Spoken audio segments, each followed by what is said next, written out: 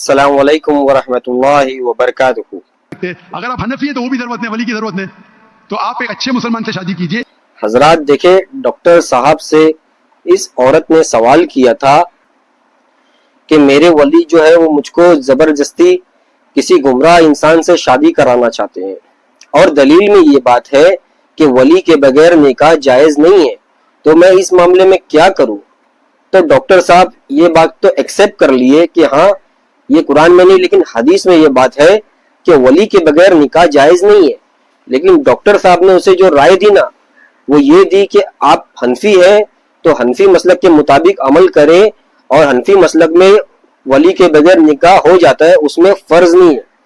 تو ڈاکٹر صاحب کو یہاں پہ کیا کہنا چاہیے تھا؟ ڈاکٹر صاحب نے جب یہ چیز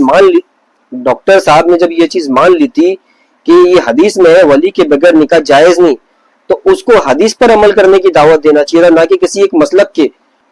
ڈاکٹر صاحب اہل حدیث لوگوں کو تو یہ تنزیہ طور پر تانا ضرور دیتے ہیں کہ اہل حدیث کہلانا قرآن حدیث میں کہیں نہیں، سنی کہلانا قرآن حدیث میں کہیں نہیں ہے۔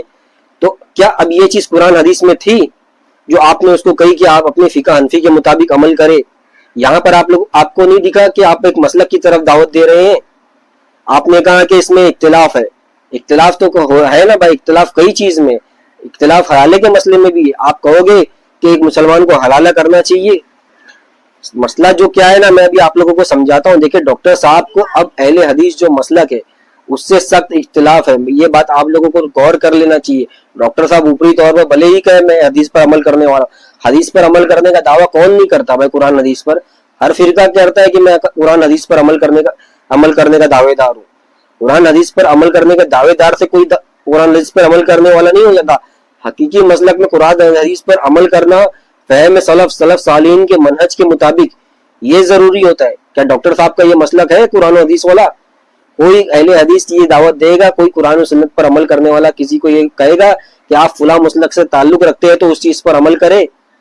اہل حدیث لوگ کو یہ بات کیوں نہیں سمجھ میں آ رہی؟ ڈاکٹر ذاکر نائک اہل حدیث نہیں ہے ہماری طرح، ہم اہل حدیثوں کی طرح وہ اہل حدیث نہیں ہے۔ ڈاکٹر صاحب اب اس مسلک والے ہو گئے میں بھی صحیح تو بھی صحیح، یہ مسلک والے ہو گئے۔ کیا اللہ کے رسول صلی اللہ علیہ وسلم کی یہ دعوت تھی میں بھی صحیح تم بھی صحیح؟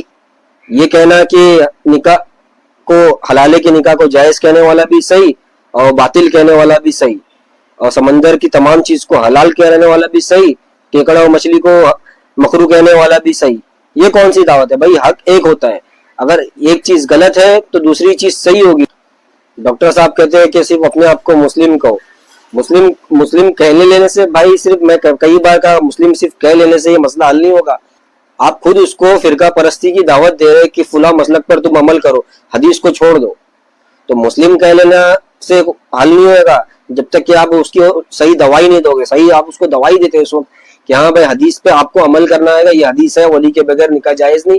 ہاں عذر ہے، کوئی مسئلہ الگ ہے تو پھر اس کا الگ آپشن ہے، واجبات کو واجبات کے لیے ترک کیا جا سکتا ہے، وہاں پہ وہ دوسرے ولی کی طرف جاتی، پھر اس کے بعد دوسرے ولی کے پاس جاتی، پھر حاکم وقت کے پاس جاتی، یہ الگ الگ اسٹیپ تھا۔ لیکن ولی کے بغیر اس کو نکاح کا آپ نے دوسرے مسلک کے اوپر عمل کرنے کہہ دیا، یہ صرف افضل اور کیا غیر افضل کا فرق ہے؟ یہ نہیں، آپ کہتے ہیں افضل اور غیر، یہ حرام اور جائز اور ناجائز کا مسئلہ ہے، آپ اس کو افضل اور غیر افضل کا مسئلہ کیسے بتا سکتے ہیں؟ یہ جائز اور ناجائز کا مسئلہ ہے نا۔ تو دیکھیے میں تو اپنے اہل حدیث بھائیوں سے اب یہی کہوں گا کہ ان سے علم لینا بند کر دیجئے۔